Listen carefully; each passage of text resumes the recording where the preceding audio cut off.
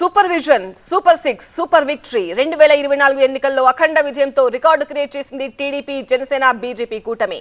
Assembly, Lok Sabha రెండిట్లోనూ కూటమిదే హవా. ఇక ఇప్పుడు అందరి దృష్టి కూటమి కేబినెట్ ఎలా ఉండబోతుంది అనే అంశంపైనే. పవన్ కళ్యాణ్ కు డిప్యూటీ సీఎం గా ప్రమాణ స్వీకారం చేయబోతున్నారా? మరో కీలక శాఖ కూడా ఇస్తారా? జనసేన, బీజేపీ నుంచి ఎంతమందికి ఛాన్స్? టీడీపీ ఆశావాహుల్లో ఎవరి కల నెరవేరనుంది? నారా చంద్రబాబు నాయుడు అనే నేను నవ్యాంధ్ర ముఖ్యమంత్రిగా చంద్రబాబు ప్రమాణ స్వీకారోత్సవానికి కేసరపల్లి ఘనంగా ముస్తాబవుతోంది. ఢిల్లీ నుంచి ఉండవల్లి చేరుకున్న చంద్రబాబు కేబినెట్ కూర్పుపై ఫోకస్ పెట్టారు. కేబినెట్ లో ఎవరికి ఛాన్స్, ఏ పార్టీకి ఎన్ని బెర్తులు, ఎలాంటి శాఖలు అనే చర్చ ఇప్పుడు జోరందుకుంది. గేమ్ చేంజర్ గా ఉన్న పవన్ కళ్యాణ్ కు డిప్యూటీ సీఎం ఖాయమా? ఉప ముఖ్యమంత్రి పదవితో పాటు మరో కీలక శాఖను ఇవ్వబోతున్నారా?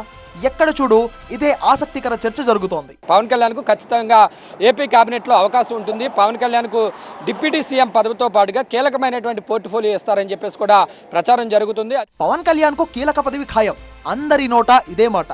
మరి జనసేన నుంచి ఇంకెవరికి కేబినెట్ లో ఛాన్స్ దక్కబోతుంది అన్నది కూడా ఇప్పుడు హాట్ టాపిక్ గా మారింది. కేంద్ర కేబినెట్ లో చేరే అవకాశం ఉన్నా సరే సున్నితంగా వద్దని చెప్పేశారు పవన్ కళ్యాణ్. తద్వారా రాష్ట్ర కేబినెట్ లో జనసేనకు మంచి ప్రాధాన్యం తప్పక ఉంటుందనేది రాజకీయ విశ్లేషకుల మాట.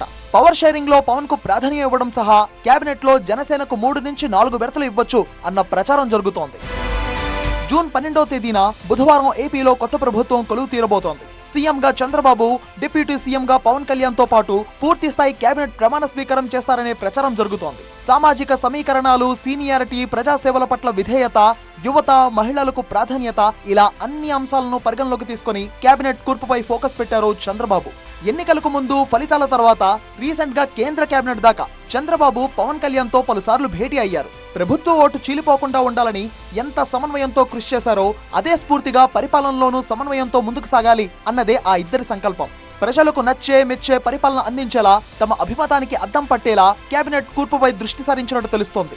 ఏపీలోని 175 అసెంబ్లీ స్థానాల్లో టీడీపీకి 135, జనసేనకు 21, బీజేపీ 8 చోట్ల విజయం సాధించాయి. అయితే మంత్రులు 25 మందికి మాత్రమే ఛాన్స్. సామాజిక సమీకరణాలతో పాటు మిత్రధర్మాన్ని బ్యాలెన్స్ చేయాలి. ఇక్కడ గతంలో 2014లో పొత్తులో భాగంగా బీజేపీకి కేబినెట్ లో 2 బర్తులు తగ్గాయి. అప్పట్లో వైద్యారోగ్య శాఖ మంత్రిగా పనిచేసిన కామినేని శ్రీనివాసరావుకు ఈసారి మళ్లీ ఛాన్స్ ఇవ్వచ్చు అనే టాక్ వినిపిస్తోంది. పవన్ కళ్యాణ్ తో పాటుగా మరొక 2 లేదా 3కి జనసేన నుంచి అవకాశం ఉంటుందని చెప్పి కూడా చర్చ జరుగుతుంది. అలాగే బీజేపీ నుంచి ఒక 2కైతే మంత్రి పదవులు ఉంటాయని చెప్పేసి చర్చ జరుగుతున్నప్పటికీ కూడా పూర్తి స్థాయిలో మరి చంద్రబాబు ఫైనల్ గా ఎవరికి, ఏ పార్టీకి ఎన్ని అవకాశం ఇస్తారనేది కూడా చూడాలి. మిత్రపక్షాలతో సర్దుబాట్లు సరే, 135 మంది టీడీపీ ఎమ్మెల్యేల్లో ఈసారి మంత్రి పదవి ఎవరిని వరించనుంది?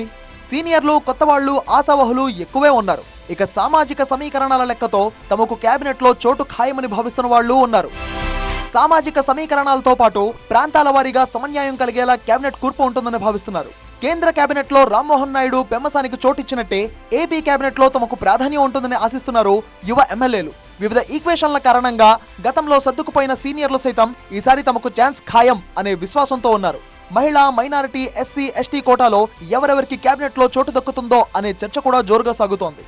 100కు 100% స్ట్రైక్ రేట్ తో పోటీ చేసిన 21 స్థానాల్లో విజయ దుందుబి మోగించే రికార్డు క్రియేట్ చేశారు జనసేన అధ్యక్షుడు పవన్ కళ్యాణ్. కూటమి ఏర్పాటు మొదలు 2024 థండర్ విక్టరీ దాకా, అంతేనా కేంద్ర కేబినెట్ లో ఏపీకి ప్రాధాన్యం వరకు ప్రతి మలుపులోనూ పవన్ కళ్యాణ్ ముద్ర ఉంది. మూవీ దునియాలో పవర్ స్టార్ గా పవన్ రేంజ్ ఏంటో చెప్పనక్కర్లేదు. ఇక పొలిటికల్ పవన్ కళ్యాణ్ స్టామినాకు గ్రేట్ లెజెండ్స్ మోదీ, చంద్రబాబు వ్యాఖ్యలే నిదర్శనం. అద్గది పవన్ ప్రభంజనానికి నిదర్శనం. ఇద్దరు మహానేతలు పవన్ రాజకీయ భవిష్యత్తుపై ప్రత్యేకంగా ఫోకస్ పెట్టారు. కొన్నిదల పవన్ కళ్యాణ్ అను నేను అంటూ ఆయన డిప్యూటీ సీఎం గా ప్రమాణ స్వీకారం చేయడం ఖాయమంటున్నారు అభిమానులు. కూటమి అనూహ్య విజయంలో జనసేన అధ్యక్షుడు పవన్ కళ్యాణ్ కీలక భూమిక పోషించారు. మార్పే లక్ష్యం, కూటమే మార్గమంటూ ప్రభుత్వ వ్యతిరేక చీలకుండా ఓట్లను ఒడిసిపట్టడంలో పవన్ కళ్యాణ్ వ్యూహం విజయవంతమైంది. అపార రాజకీయ పరిపాలనా అనుభవం ఉన్న చంద్రబాబు సారథ్యాన్ని పవన్ ప్రతిసారి సమర్థిస్తూ వచ్చారు. ప్రభుత్వ ఓటు చీలనివ్వకుండా చూడాలన్న పవన్ సంకల్పాన్ని చంద్రబాబు కూడా అంతే అండగా నిలిచారు. ఇక బీజేపీ కూటమిలో అడుగుపెట్టడం వెనుక కూడా పవన్ కళ్యాణ్ స్ట్రాటజీ చాలా కీలకం.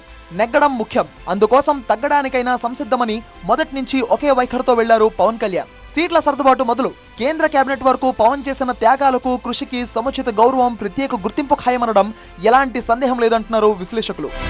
అన్ని ఈక్వేషన్స్ ను పరిగణలోకి తీసుకుంటూ కేబినెట్ కూర్పుపై ఫోకస్ పెట్టారు చంద్రబాబు. పవన్ కళ్యాణ్ తో బీజేపీతో చర్చించారు. సామాజిక సమీకరణాల విషయంలో కూర్పు కాస్త క్లిష్టంగా మారినప్పటికీ నిబద్ధతతో పనిచేసిన వారికి ప్రాధాన్యత ఇస్తారని కొత్తగా గెలిచిన ఎమ్మెల్యేలకు కూడా ఈ కేబినెట్ లో తీసుకునే అవకాశం ఉందని తెలుస్తోంది. మంగళవారం కూటమి ఎమ్మెల్యేల కీలక సమావేశం నిర్వహించనున్నారు. ఆ మీటింగ్ లో కేబినెట్ పై స్పష్టత ఇచ్చే అవకాశం ఉంది.